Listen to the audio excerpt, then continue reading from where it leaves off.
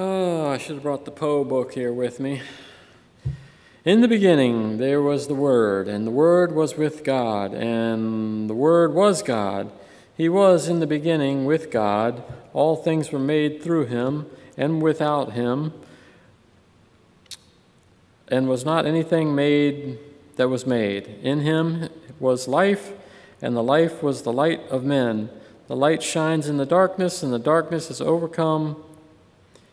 There was a man sent from God whose name was John. He came for testimony, to bear witness to the light, that all might believe through him. He was not the light, but came to bear witness to the light. The true light that enlightens every man was coming into the world. He was in the world, and the world was made through him, yet the world knew not him. He came to his own home, and his own people received him not. But to all whom received him, who received in his name, he gave power to become children of God, who were born not of blood, nor the will of the flesh, nor of the will of man, but of God. And the Word became flesh and dwelt among us, and full of grace and full of truth. We have beheld his glory, glory as the only Son from the Father. John bore witness to him and cried, "This was he of whom I said, he who comes after me ranks before me, for he was before me." And from his fullness we have all received grace upon grace. For the law was given through Moses, grace and truth came through Jesus Christ. No one has ever seen God, the only Son, who is bosom of the Father. He has made him known.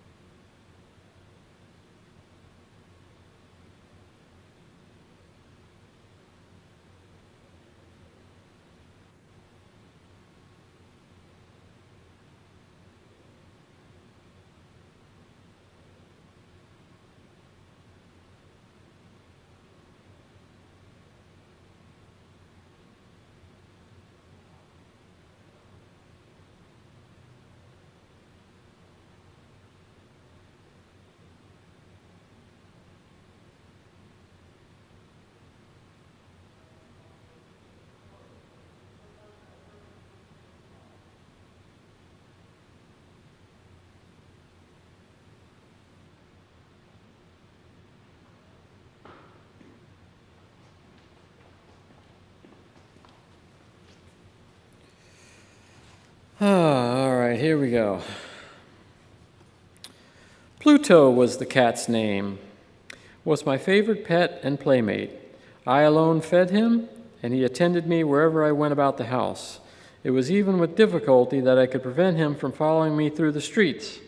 Our friendship lasted in this manner for several years, during which my general temperament and character, through the instrumentality of the fiend intemperance, had, I blush to confess, experienced a radical alteration for the worse.